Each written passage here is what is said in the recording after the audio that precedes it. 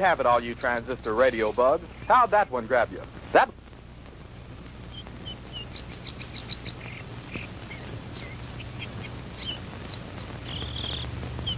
Howie, for heaven's sake, it's almost dark. If you don't hurry up, we're going to be late for the game. Margie, have you ever tried to fix a fuel pump to a rock and roll beat? Well, I'm sorry it made you nervous. I just thought it was a good chance to get in some practice. It's okay. Forget it. Nothing I can do anyway. At least not way out here. Well, I wish you hadn't taken this crazy nowhere shortcut. Boy, this is like Lostville. I know. I goofed. And I've got to get some help if we're going to get there in time for the kickoff. Hey, didn't we pass a farmhouse about a mile or two back down the road? Yeah, that's right. Back around the curve. Come on, we'll be shorter through those woods.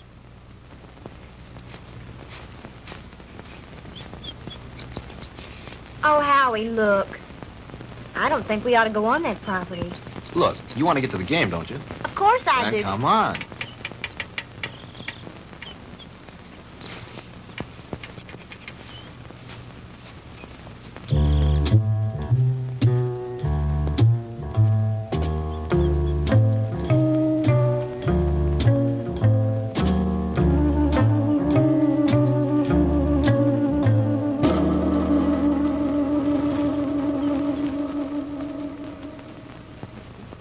Howie, it's cold.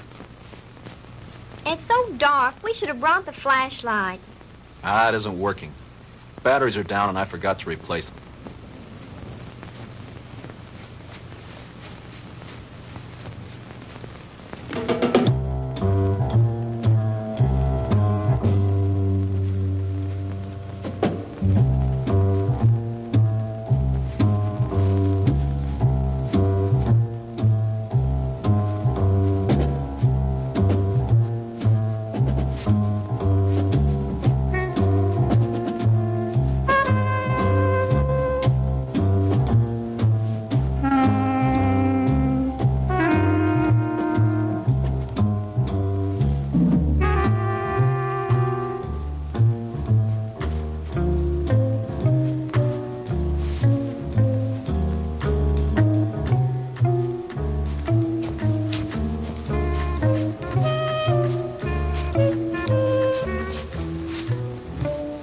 Like we've been walking for hours. Well, it can't be much further now. Hey, there's a light.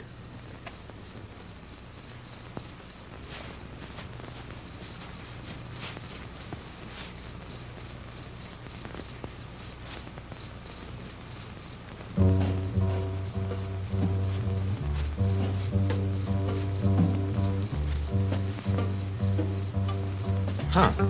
That's strange. Campfire way out here in the middle of the woods and nobody around. Kind of creepy, isn't it? Yeah. Hold it right there, both of you. Hey, Dad, what are you made up for? I mean, what's the bit? Hey, now, don't point that thing at us. It could go off. Come on now, who are you guys? What kind of a joke is this? I mean, out here in the middle of... Joke, boy? You think this is a joke? Howie, I'm frightened. Look at him. It's got to be some kind of a gag. This can't be for real. Howie, what's it all about? I don't know. Honey, do as I tell you. You edge around behind me. Tell me between them and you. Then run like the devil. Howie, not alone? Do as I say. What are you two young'uns doing out here? Quick, don't let him get away! Run, Margie! Head for the car! Stop, boy! I'll shoot!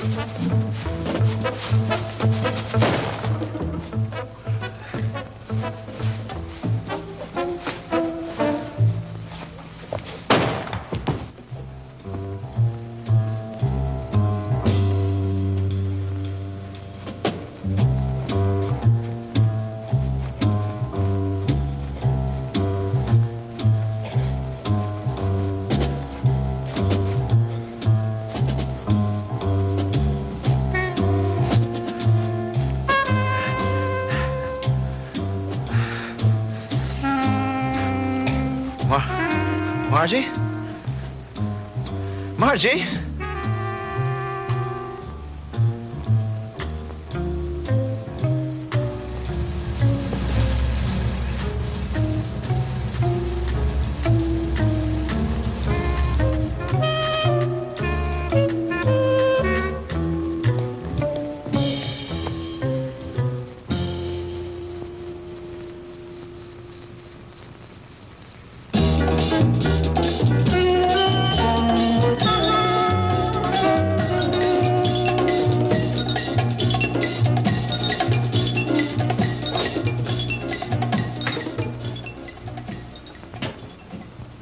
Oh, hello, Jim. What do you need? I need my ever-loving paycheck. What's the rush? Payday's tomorrow. I know, but Reed said you'd have it for me tonight. Oh, did he now? Yeah, that way I get a couple hours head start on my first vacation in 3 years. Relax. The girl's on her way up from accounting with it now. Where you going on this vacation? Some place that can't be reached by telephone, telegraph, teletype, or carrier pigeon. You don't think we'd interrupt your vacation now, do you? Why not? You guys did it for the last 2 years. Jim, nice story you turned in. Well written. Had a lot of punch. When he talks like that, he wants something. As a matter of fact, there's one little favor I'd like to ask you to do before you leave. Uh-oh. Here it comes. As a matter of fact, here it is. The accounting department is certainly coming up with much more interesting figures lately. See you guys. Oh, come on, Jim. Now, this will just take a few minutes. Not much out of your way. All you have to do is get a few details and phone them in from there. From where? Carver Street Hospital. Murphy called in from police headquarters, and some college kid was brought in with a gunshot wound. Here's his name. Why doesn't Murphy cover it? He's on police tonight. He's busy on the cat burglar story. Who shot the kid? That's what I want you to find out. May not be anything in it, but you never can tell. Okay, I'll do it. But afterwards, I'm leaving for my vacation. Definitely, irrevocably, and finally. Do you read me Great White Fathers? Only too clearly. Have a good time. I intend to.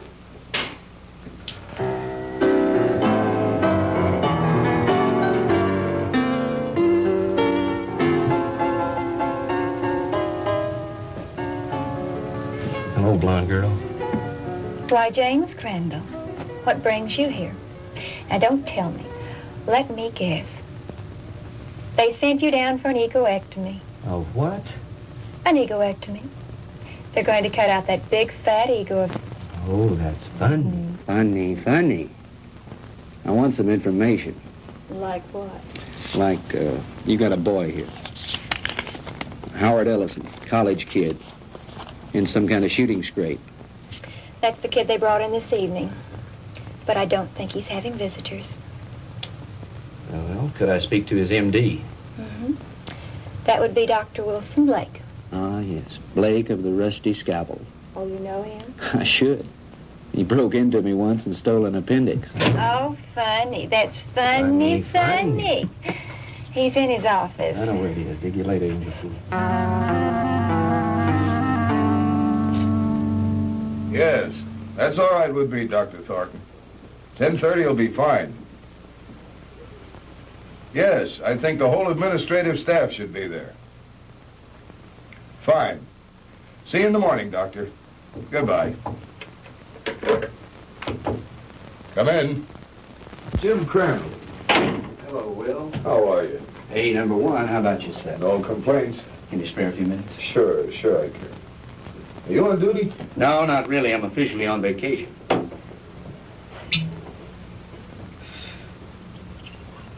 Soda? Just straight, thanks.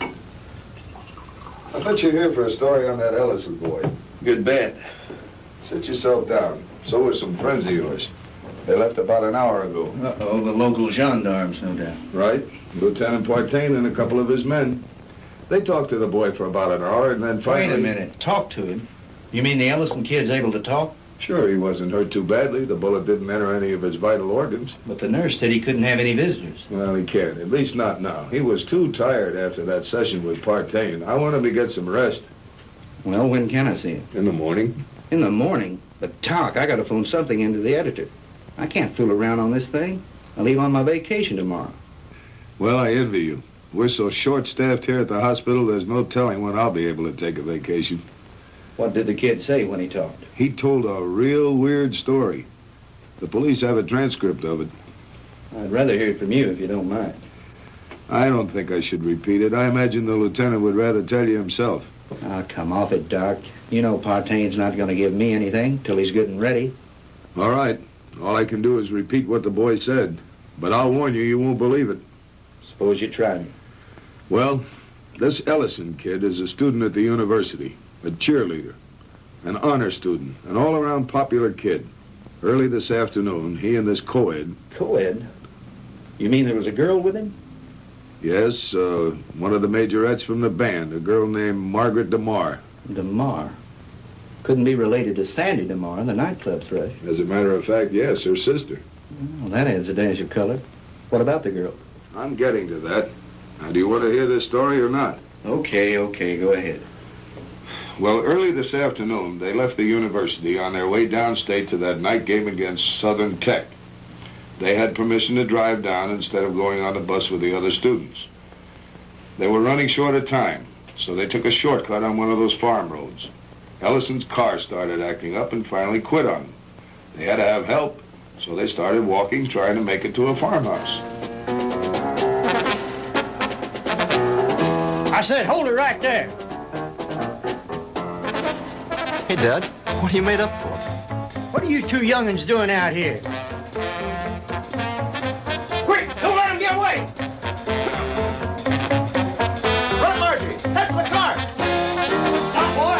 I'll shoot! He started running, and that's when he got shot. He got up and he kept on running. He made it back to the car. He looked around for the girl, and she wasn't there. After that, he blacked out.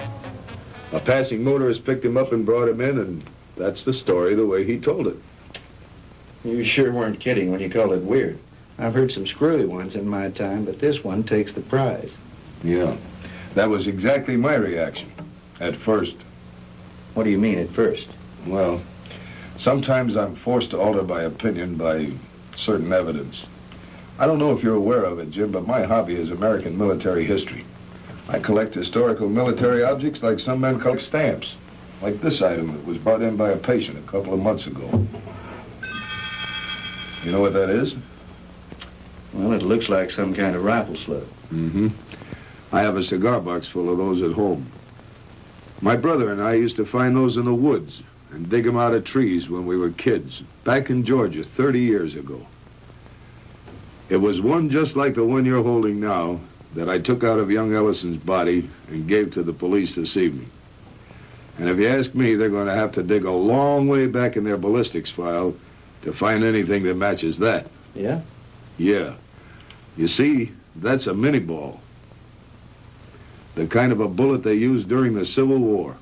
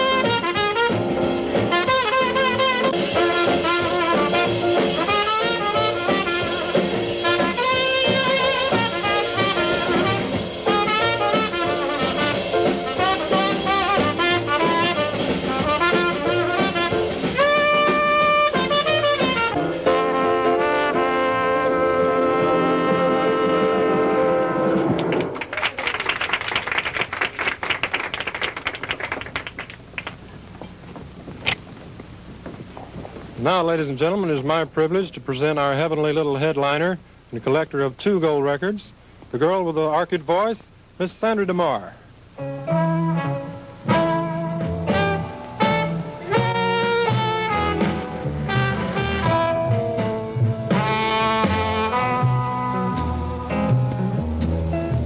Go on away and leave me alone. I want to be by myself when I cry. And there's gonna be some crying, 'cause I just told my baby goodbye. Get out of here and leave me alone. I don't care whether I live or I die, 'cause my life's already over. It ended when he told me goodbye.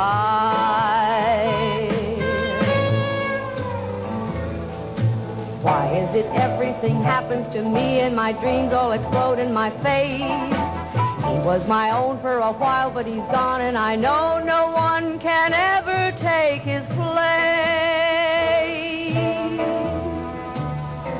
So go away and leave me alone. I've got a right to my own private pride.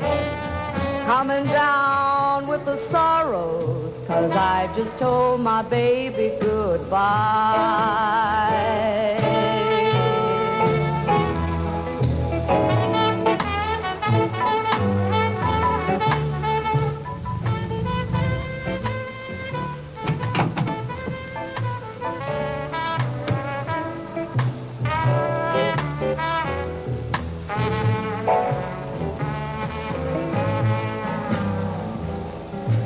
Why is it everything happens to me and my dreams all explode in my face?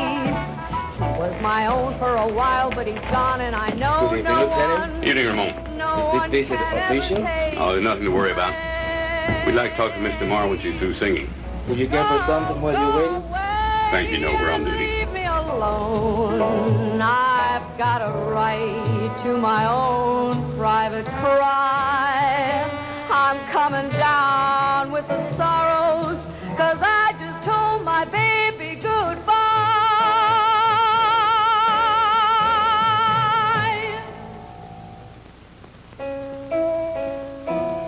'Cause I just told my baby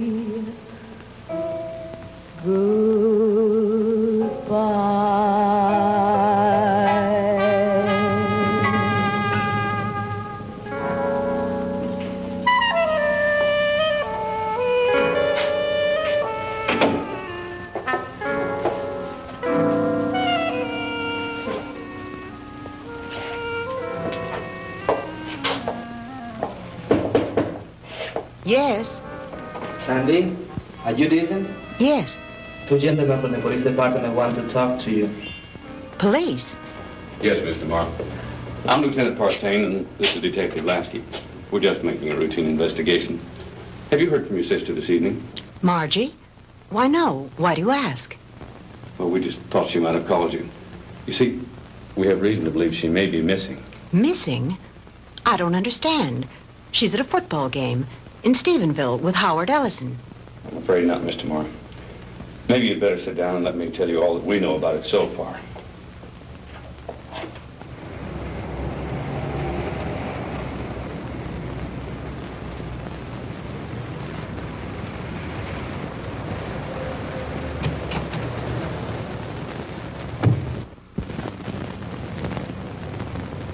Well, Lieutenant Partain, is it a raid or a payoff? Lasky, we got the Walter Winchell of the Boondocks again. You been talking to the DeMar girl? So you know about it already? Yeah, but not enough. Can you fill me in? At this point, you probably know just about as much about it as we do. Why don't you stop by the office in the morning when we had more time to work on it? Oh, come on, Fred. Can't you give me something tonight? I start my vacation tomorrow. Good fishing.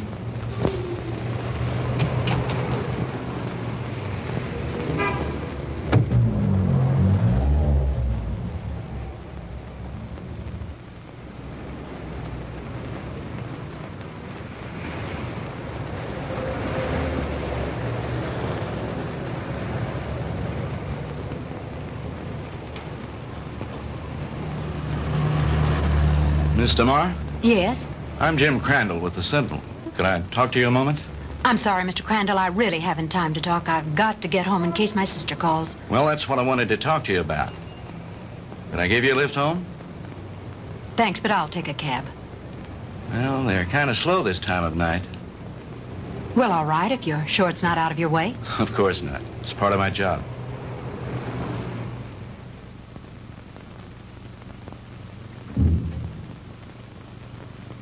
What's the matter? Mr. Crandall, I'm too upset to go home. You know my sister's missing. Yes, Do you know where it happened? just about. Would you drive me there? It's nearly 1 o'clock in the morning. Besides, what if she calls you?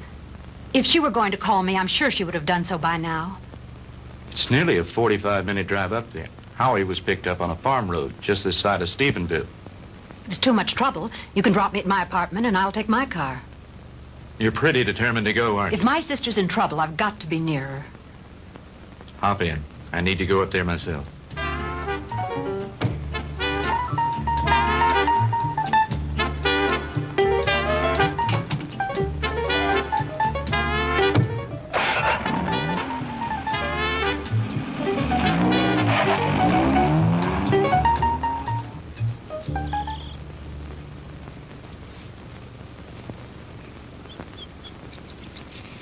Lieutenant, we checked that house from top to bottom.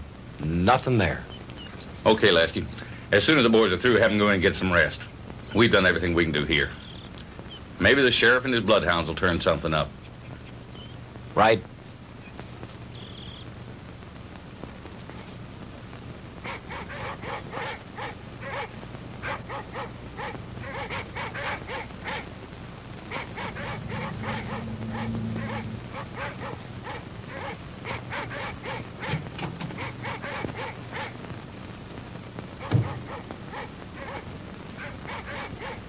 Lieutenant Partain around? He's up in the woods someplace. Evening, ma'am. Has there been any news of my sister? You're Sandra DeMar? Here comes Partain now.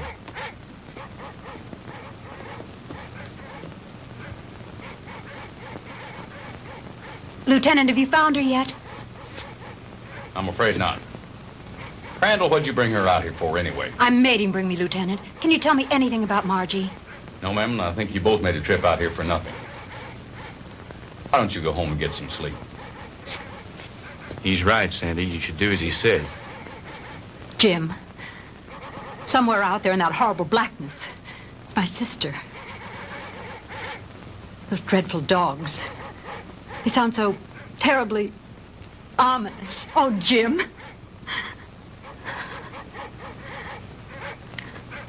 Come on. We'd better get back.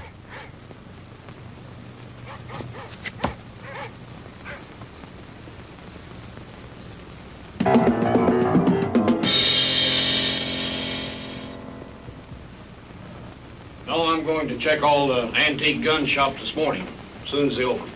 How about the kid's parents? You contact them? Lieutenant, Ellisons live in Denver. I tried all night to call them, but they weren't home. How about a cup of coffee, Jim? Yeah, black. What about the kids at the university? Ellison's fraternity brothers. I talked to everyone in the dorm. They like him. What do his professors say about him? Bright, popular boy, good scholastic records, level-headed, down to earth. Not the kind to make up wild stories. Well, that cracks another one of our little theories wide open. You just getting here? Some of the other fellows came in a couple of hours ago. Yeah, I was out with the sheriff and his bunch. And have we got a Lulu? Yeah, what is it? The girl's sweater. We found it out in the woods not far from a smoldering campfire. Go on. Well, we gave the scent to the dogs, and they took off like Moody's goose. Well, we followed them for about a mile or two, till they got through the woods and into a small open space. Well, the dogs got about halfway through the open space, and then they stopped. Well, you've never seen so much confusion of tangled dogs in your life. They didn't know which way to go. The scent had stopped right in the middle of nowhere. It was as if the girl had just been snatched off the face of the earth into thin air. Wait a minute. You mean no footprints, no tire tracks, no nothing? Well, nothing but this. Well, so you found part of a costume. Costume? This is the real article. I checked it out. What do you mean, checked it out? Look at the label on the inside. McCord Brothers. McCord? Outfitter to the military. Charleston, South Carolina. I checked with the Charleston department, and they gave me some very interesting facts from one of their newspapers. It seems that McCord Brothers, the company that made that hat, burned to the ground in 1869 and was never rebuilt. It's been non-existent for over 100 years. This case is getting screwier by the minute. Don't it, though? I'll have you run this down to the lab and then go home and get some sleep. How about me, Lieutenant? Sure, go on home. You've earned a rest. Well, what do you think? How was Mr. Marr when you left her? Shook up, naturally. She's spending the night with a girlfriend. Fred, about this whole mess, what's your opinion? I'm not paid to have opinions. I'm paid to put jigsaw puzzles together. But seriously, what do you think? I think there's a logical explanation to everything. Two men were in those woods in costume and makeup. Anyone knows there's lots of guys around nowadays who collect antique guns. They belong to clubs, they have meetings and shooting contests every so often. A couple of them got liquored up a little, wanted to have some fun and scare the kids. But something went wrong. It's as simple as that. My hunch is, as soon as they get up enough nerve, they'll come in, give themselves up. It's a nice theory, Jim, but what happened to the girl? Well, your guess is as good as mine. Jim, you know, this whole thing is, well, it's spooky. Reminds me of something that happened in Germany in 1945 towards the end of the war. Yeah? What was that? Our outfit liberated a small concentration camp near the Alsatian border. When we took it, we expected to find the usual half-starved, ragged inmates. And you can imagine our surprise when we were greeted by about 50 young people, all a picture of perfect health. That sounds a little hard to believe after all I've read of Dachau and Auschwitz. Well, that's what made it hard to figure. Here were these kids, none over 21 and some as young as 5, living in apparent luxury. Good food, complete recreational facilities, no forced labor. Remind me of a bunch of calves being fattened up for the kill. You mean there were no old people in the camp? There were a few, but not alive. We found their bodies in the rooms next to the ovens. Apparently, we'd taken the camp so fast they hadn't had time to dispose of the bodies. But before they left the night before, they blew up the largest building in the camp. It was some sort of a laboratory. And inside, amidst the rubble and blown into 1,000,000 pieces, was the screwiest piece of machinery I've ever seen. Some sort of a crazy electronic apparatus. And half buried underneath it amidst the rubble, still strapped to a table, was an old man. Just barely alive. Our medics tried to save him, but they couldn't. Now here's the weird thing. This is the part we could never understand. In trying to identify him, we checked the camp records with the prison number tattooed on his arm. According to those records, that old man should have been an 18-year-old boy. What about the other bodies? Same thing. Their numbers indicated they all should have been kids. What type of experiments were they conducting there? We never found out. Even the young inmates weren't aware of why they were there. They never found the commandant of that camp to bring him to trial with the rest of the Nazi brass. His name was Ernst von Hauser. Did you ever hear of him? Well, he was a German physicist, a contemporary of Einstein's. I don't follow you. You mean you think there might be some connection between all that and what happened here last night? I'm not saying that, no. But just suppose, for the sake of argument, the Ellison kid did see two men out of the past of 100 years ago.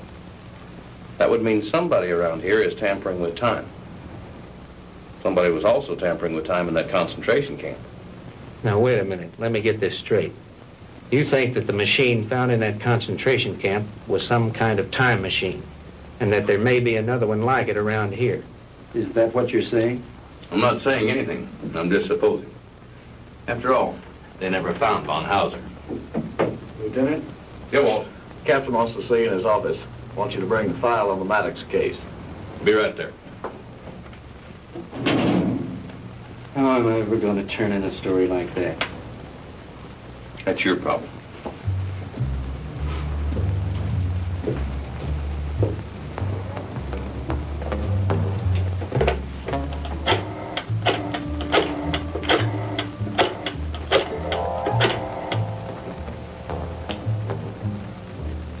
Hello? Give me the city desk. Hello, Reed? Crandall again. Would you tell Shaw I'd like to postpone my vacation and stick with the Ellison story?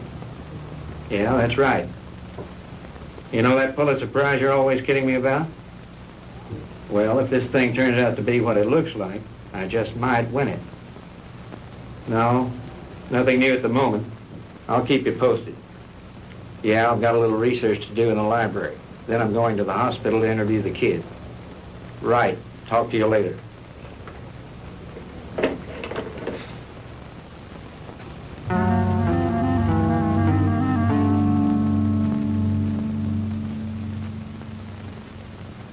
All right, Howie, you can go on with your story.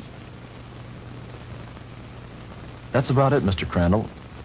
I remember reaching the highway, and Margie wasn't there. And then I blacked out, and the next thing I knew, I was here at the hospital.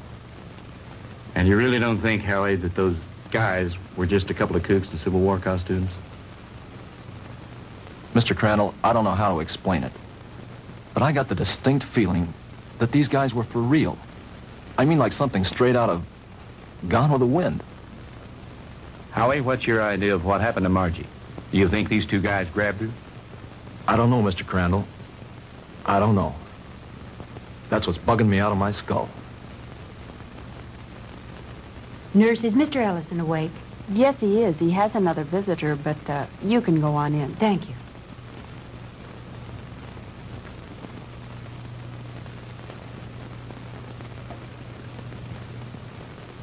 Sandy. Hello, Howie. How are you? Hello, Jim. Good morning.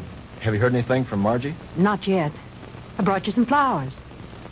Thank you, Sandy. I'm sorry about all this. I mean... It's all right, Howie. Now, don't you worry. Whatever happens, I know it wasn't your fault. Jim, have the police found out anything yet? No new developments. I'm going up there in a little while and have a look around myself. I want to see the place in the daylight. Would you mind if I went with you? Of course not. I'd enjoy your company. Howie, would you forgive us if we ran off right away? Sure. I understand. I'll drop back in later. Bring me some magazines. Yeah. True Confessions and Ladies' Home Journal. Gee, thanks, Mr. Crandall. Those are two I never miss. See you later, Howie.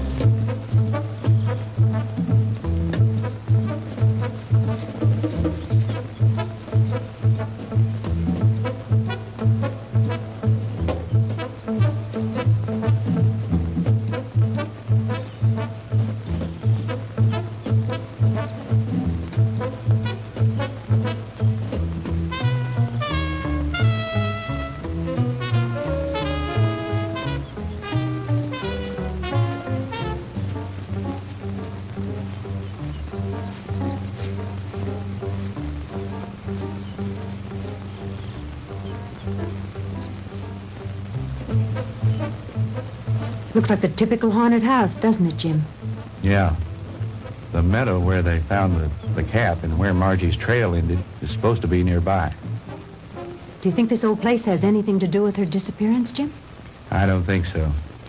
They searched it and didn't find anything. Her sweater was found somewhere in those woods.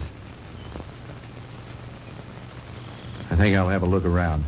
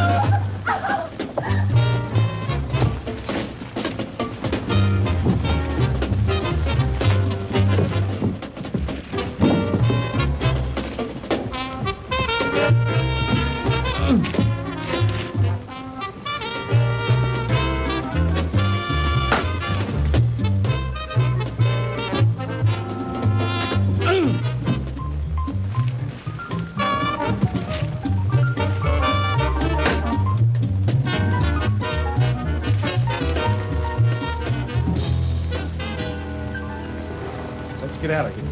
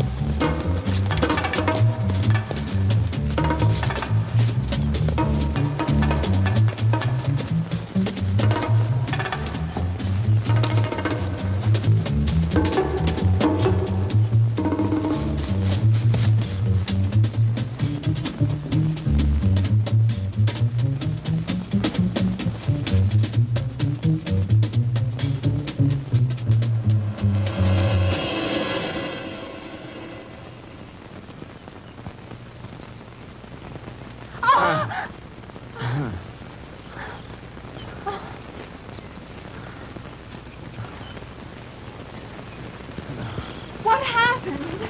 I don't know, but we better get back to the car.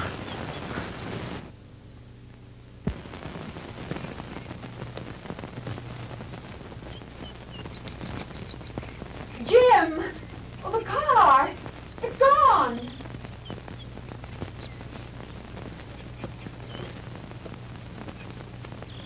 Jim, someone must have stolen it. I would have heard the motor start up.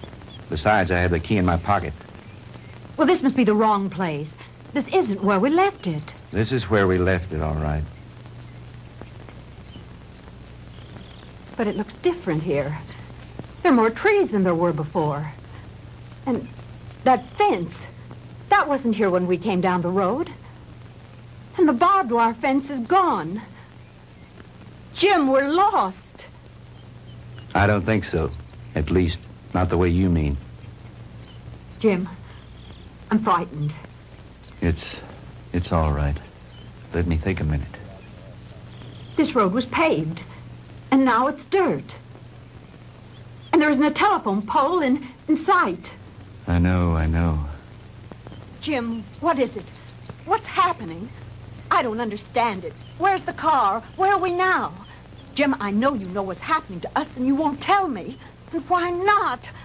What's going on? Fantastic. Incredible. I never really believed it. Tell me what's happening. Sandy. What's going on? What dreadful thing Sandy. is happening? Tell me. It'll be all right. Everything's going to work out. But we have to keep our heads. I believe our best bet is to follow this road and see where it leads. Come on.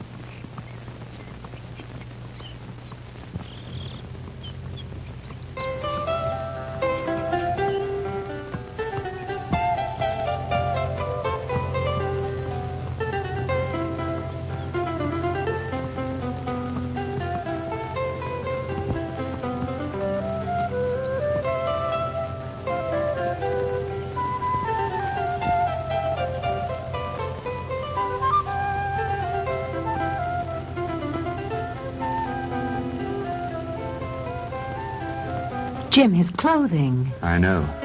Ours are just as strange to him, especially your short skirt. Friend, what year is this? Where are we? Witchcraft! Witchcraft! Ha!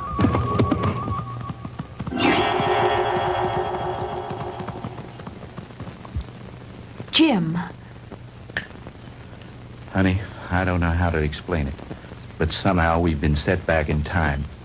But Jim, that's impossible. Impossible. I know it's supposed to be impossible, but it seems to have happened. Well, let's not try to figure it out now. We've got to get somewhere to find some help. Some way.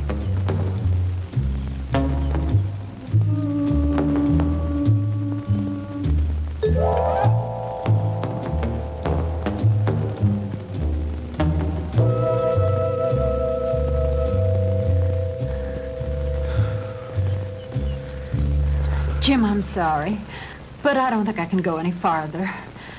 I simply have to rest. All right. We'll stop for a while.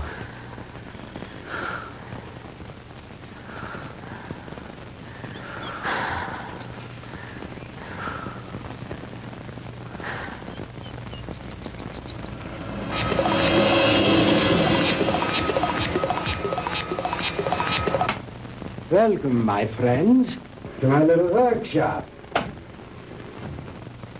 Do not be alarmed or cause unnecessary commotion. You are in no danger.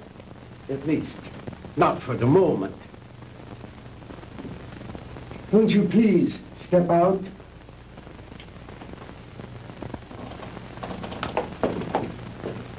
I am Dr. Ernst von Hauser.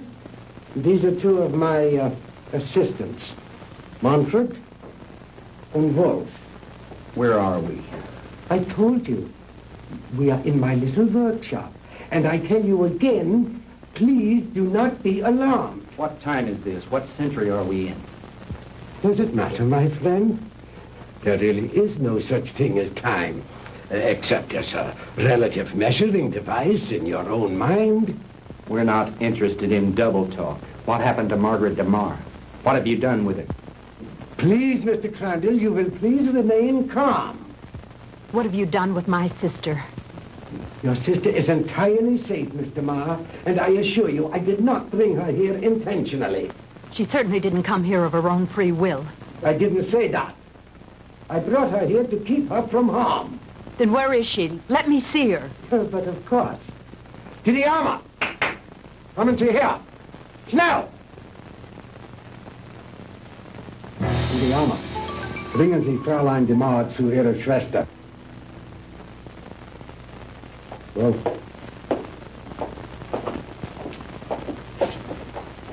no need for alarm, Mr. Crandall.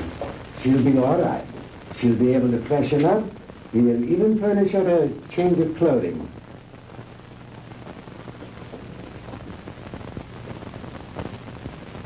I notice you were intrigued by my servant girl, Didiana. And well you might be.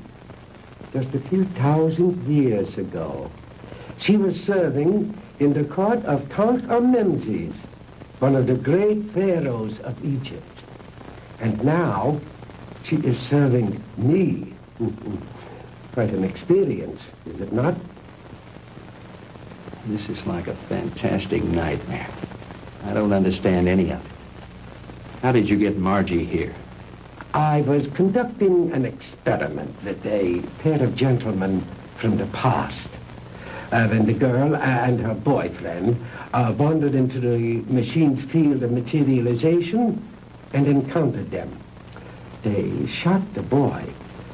They might have killed the girl had I not teleported her here very quickly. And the two Reb soldiers? I sent them back to Shiloh, Mr. Crandall. But it doesn't matter. They probably died there anyway. Fantastic. Utterly fantastic. Tell me, Doctor, why did you send Sandy and me back to 1789? I admit I took advantage of you to conduct a little experiment. Oh, yeah, it's a little dangerous, but you see, no harm has come to you. super spectronic relativity? I believe that's what you once called it. Oh, then you are familiar with my work. To some degree, yes.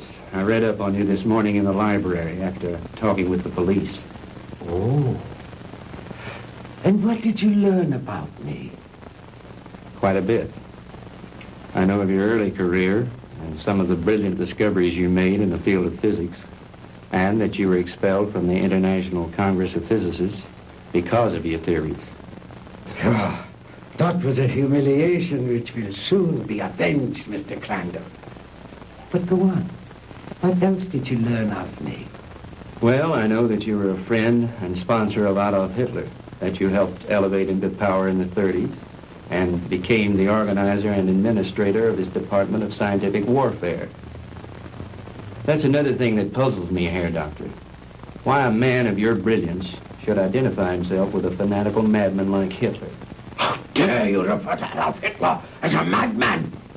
He was a great genius, ahead of his time. The world, in its ignorance, was not ready to accept him. The world did not accept him because he was a lunatic, bent on enslaving it. You call a man who is responsible for the mass murder of millions a great man, a genius? Anyone with enough intelligence to examine history knows there are times when lives must be sacrificed for the benefit of future generations. And he was willing to do this in order to lead his people into darkness, into oblivion. That's where he was leading them. And like all other power-crazed dictators before him, he failed. Thank God there were people in the world with enough courage to resist and to conquer him. What do you know in your stupid, petty little mind?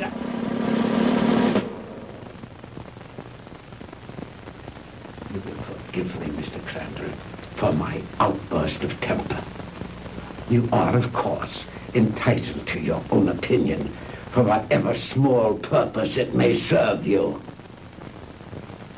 Let me enlighten you, Mr. Crandall, on a few things of which you and the rest of the world are unaware.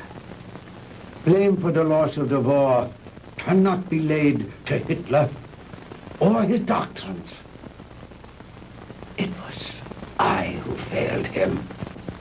Me and the General Staff. He called for weapons, super weapons, to turn the tide of war in those last few days. Because of my inability to deliver those machines soon enough, we were defeated.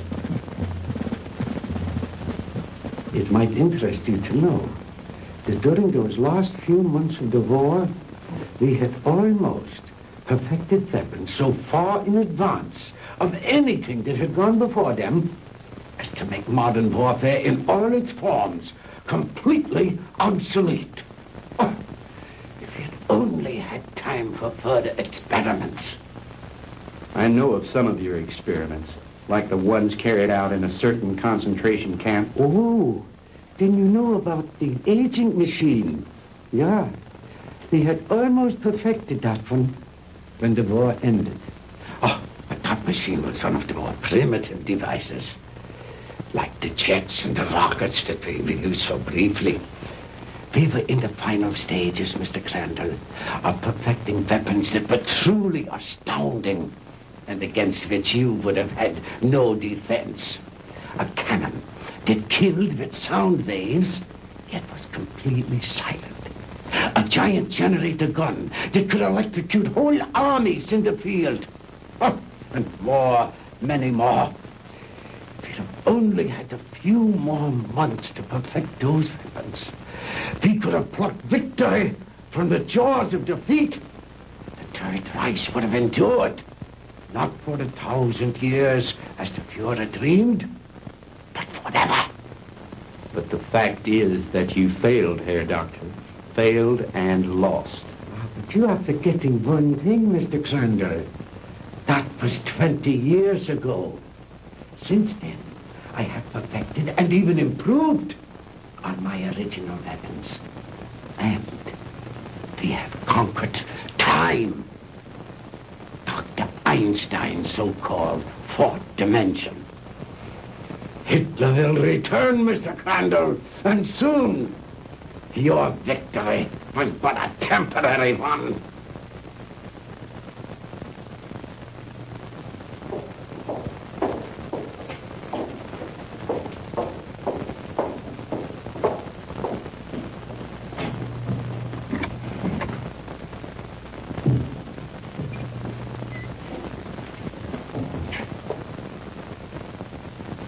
Margie, baby. Sandy! Honey, are you all right? Did they hurt you? Oh, Sandy, I didn't think I'd ever see you again. Oh, I'm all right.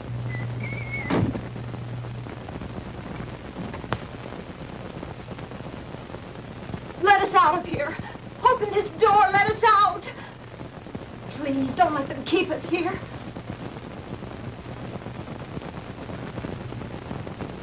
I have my own underground atomic power supply. Here are the master controls, and here are the selectors. With this dial, I can control the century I wish to deal with. These other dials, of course, are for the selection of the year, the month, the day, even the hours and minutes, and even seconds. These are the acceleration switches with which I can control the velocity or speed of the passage of certain relative segments of time, just as you would increase or decrease the speed of an automobile. Is that too difficult for you to grasp, Mr. Crandall? Frankly, I'm beginning to doubt my sanity. You needn't. After all, there are very few people in the world who can understand even Dr. Einstein's theory of relativity. And my theories go far beyond his. But you are an intelligent man, Mr. Crandall. Perhaps I can explain it a bit more simply.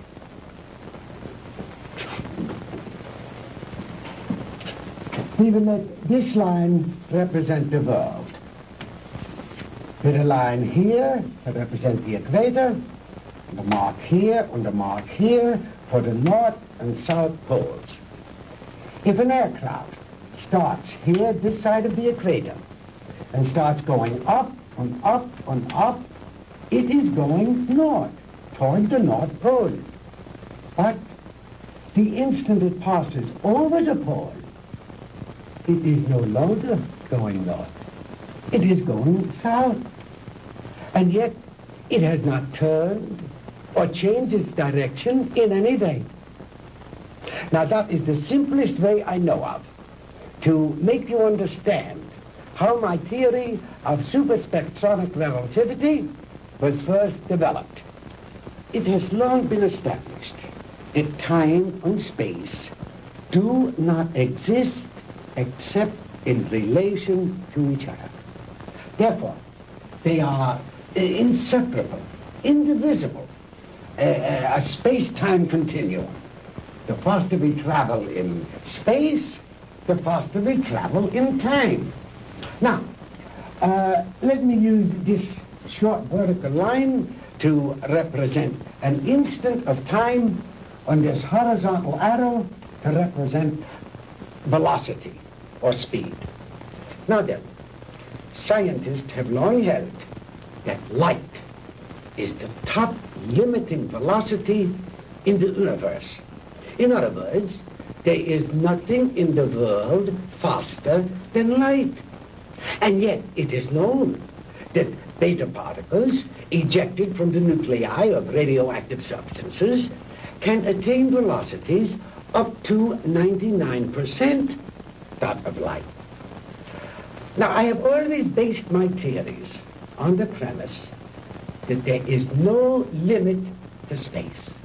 The universe is limitless. Well, if there is no limit to space, then there is no limit to time, and no limit to velocity. Therefore, I thought there must be something in the universe that was faster than light. The years of frustration and failure before I finally had to submit to the one irrevocable fact: there is nothing in the universe faster than light. But I discovered a new ray in the spectrum with a wavelength infinitely shorter even than that of the cosmic ray. This ray I called the minus ray. I'm afraid you lost me, Doctor.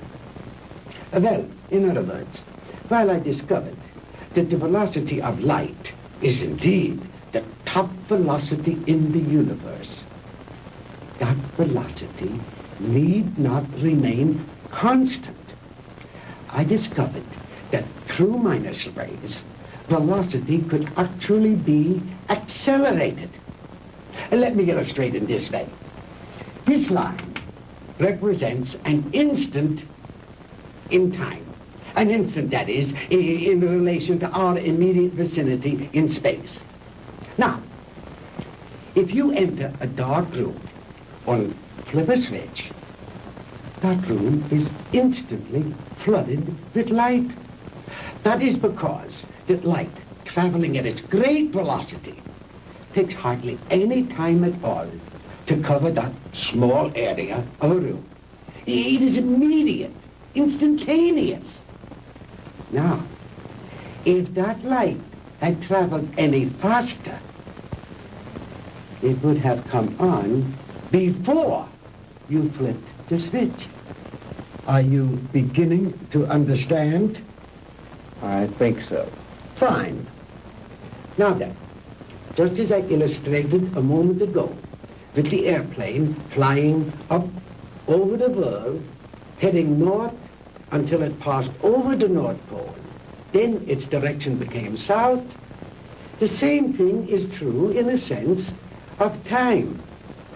If the velocity of ordinary light, represented by this arrow, should be accelerated, then it will pass beyond the instant, represented by this vertical line, and no longer be moving in the direction of the future, but it will be moving in the direction of the past.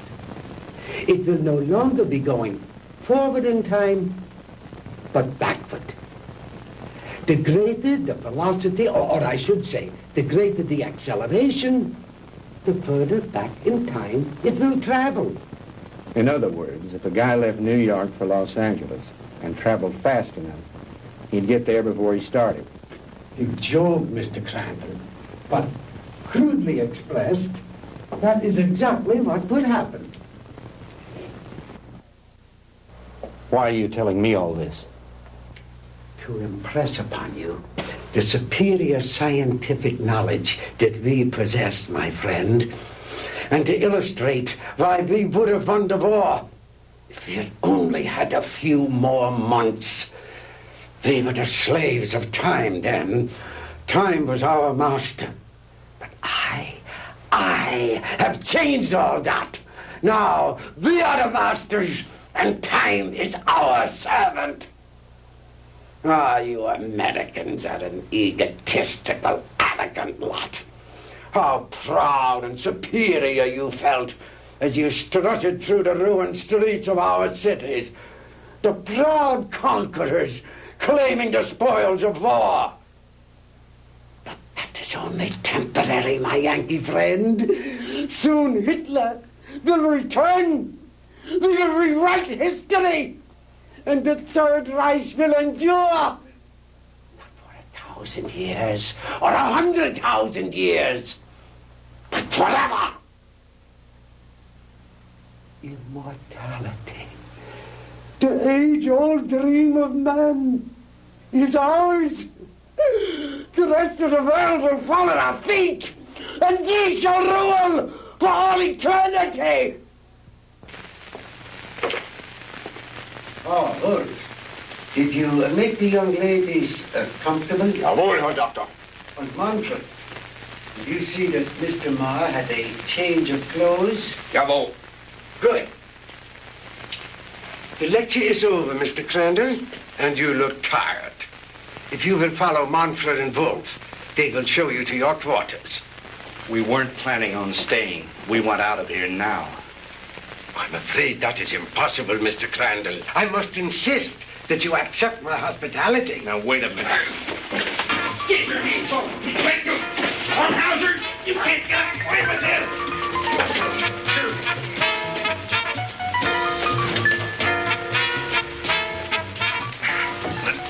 Jim!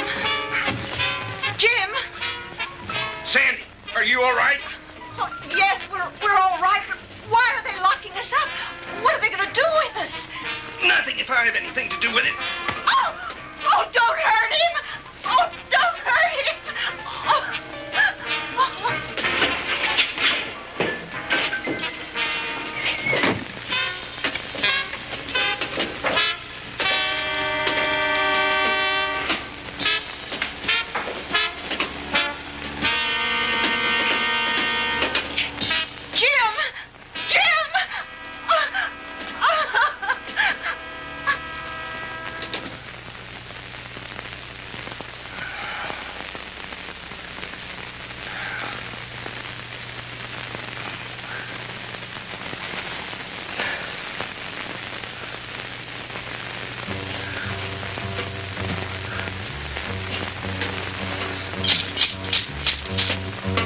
Sandy! Sandy!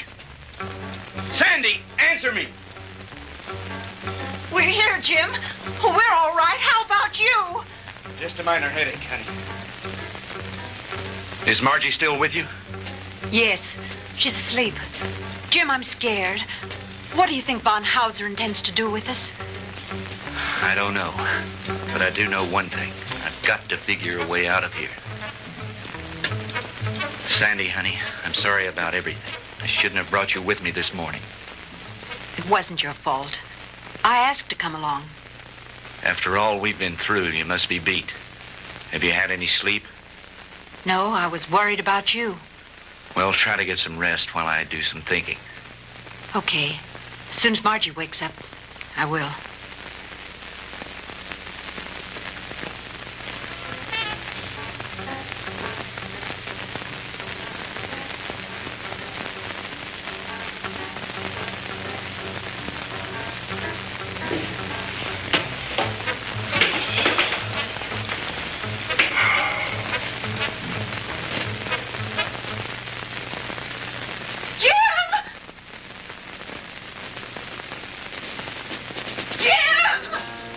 Sandy, what is it? I don't know.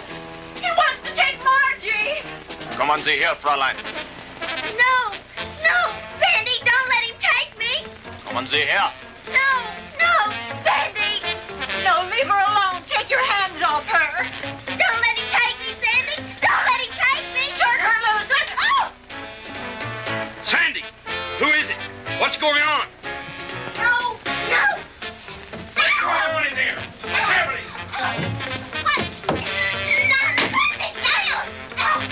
What is it? What are you doing? Where are you taking her?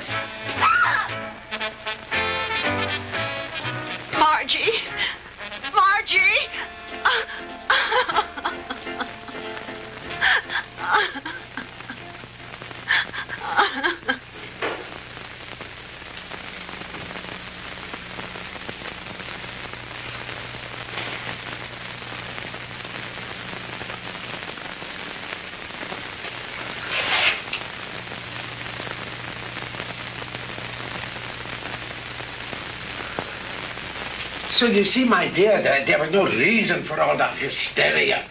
You've really nothing to fear. While I have never before tried sending anyone into the future, there is no reason to believe that the experiment will not be successful. And if something should go wrong, it will happen so quickly, you'll never feel a thing.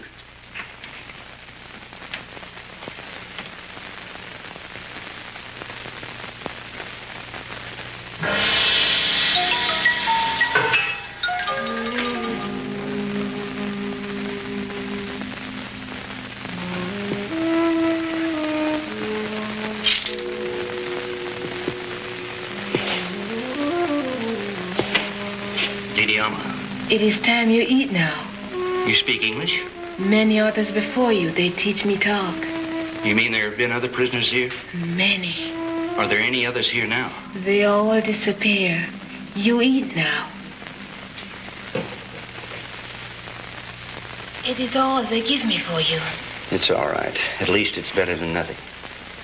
Didi Alma, you've got to help us. You're our only hope. No. I cannot help you. But you've got to. You're the only one. If you could get hold of the keys. No. They'll kill me. I cannot help you.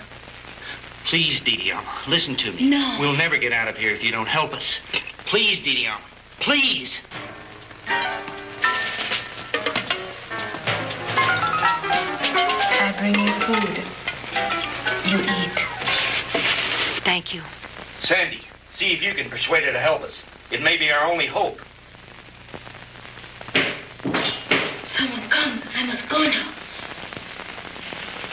Was ist los, Herr?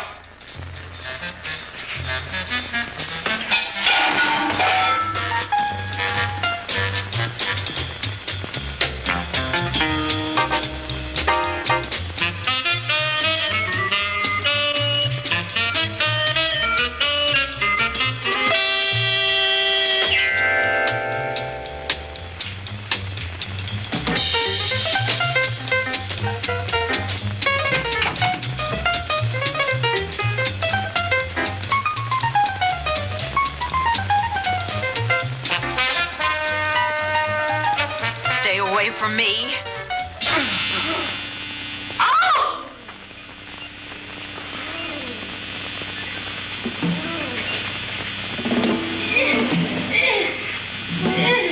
Sandy! Sandy!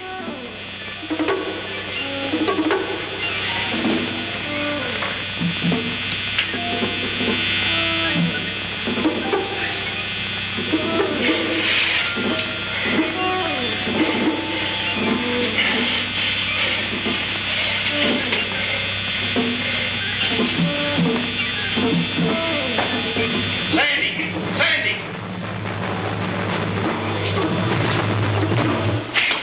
Sandy, are you all right? Sandy, can you hear me?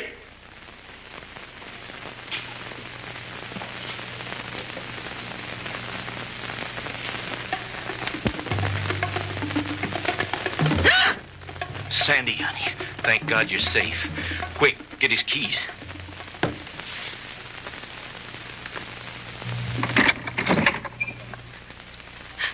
Oh, Jim, it was awful. He strangled her. It's all right, honey. Try to get hold of yourself. We've got to get out of here. I'll be fine.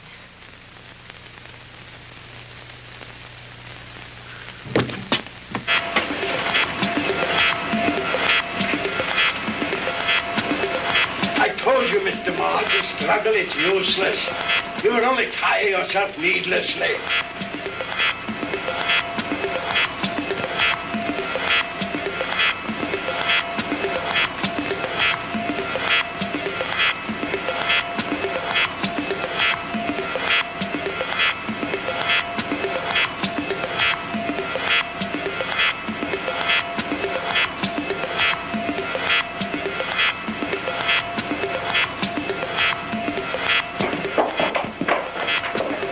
You got that machine on again.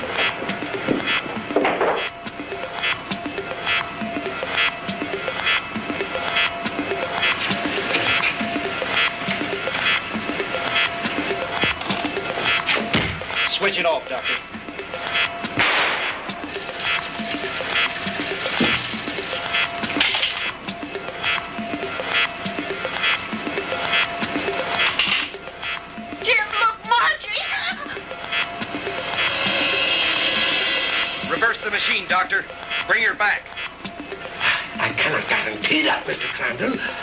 I have never experimented with the future before.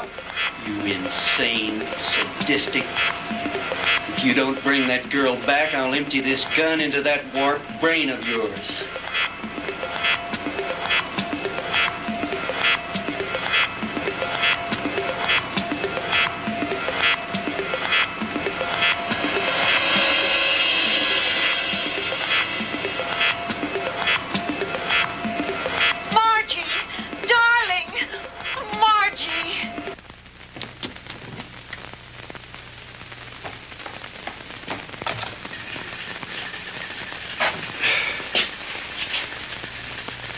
It's too bad, Mr. Crandall, that you are not interested in science. But you Americans are so impractical anyway. Jim, look out!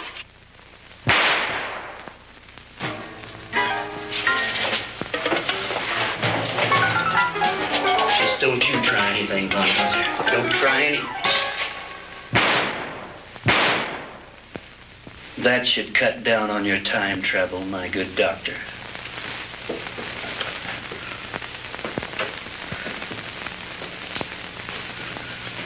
How about the attic? You searched that, didn't you? Yes, sir. That's where we found the Nazi soldiers and the radar equipment. Then this house has some connection. Crandall's car was found not too far from here. Von Hauser's headquarters must be around here somewhere.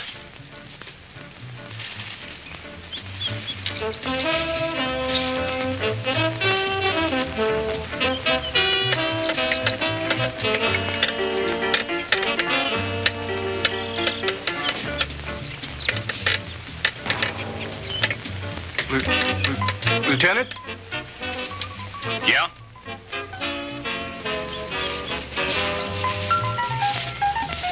What is it, Finley?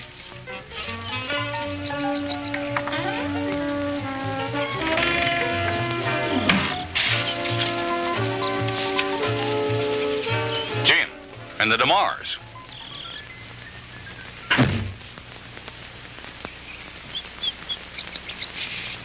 Where in the devil did you three come from? Von Hauser's country place, Fred. We spent a very interesting night there. Where is Von Hauser?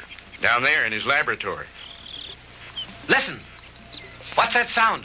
That's the machine. You'd better stop it before he gets away. Lasky, you come with me. Finley, you stay here with them. What machine? The time machine. The what machine?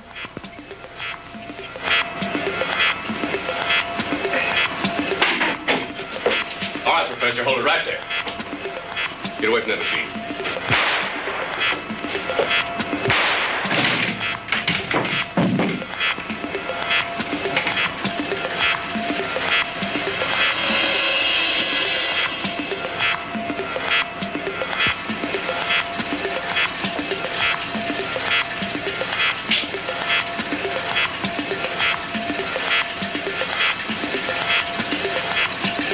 If I hadn't seen it with my own eyes, Lieutenant, I wouldn't believe it.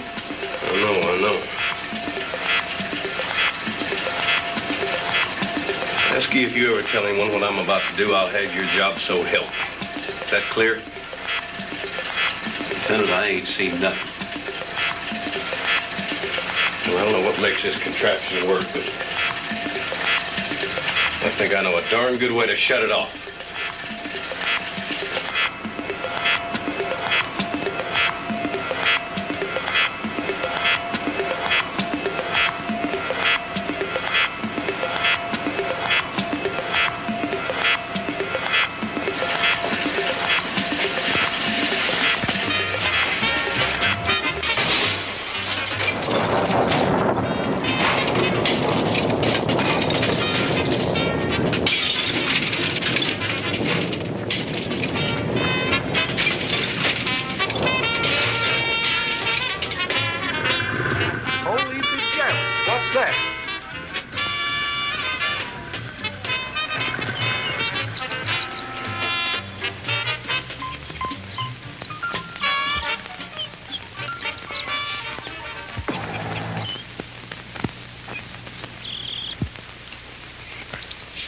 What happened down there, Fred?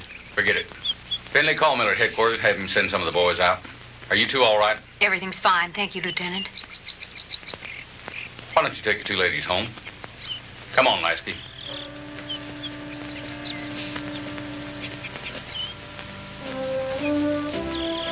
The machine? Mangled beyond repair or recognition. Too bad the big brats didn't get a chance to look it over, isn't it? But why, Fred? You had no right. No right, huh? Listen, the way I figure is like this. Sooner or later, some other joker is going to invent a machine just like it. Maybe by then the world will be ready for it. God only knows we aren't now. Hydrogen bombs are enough for people to worry about. Yesterday should be left alone. Because today, the world has enough problems just trying to make sure we'll have it tomorrow.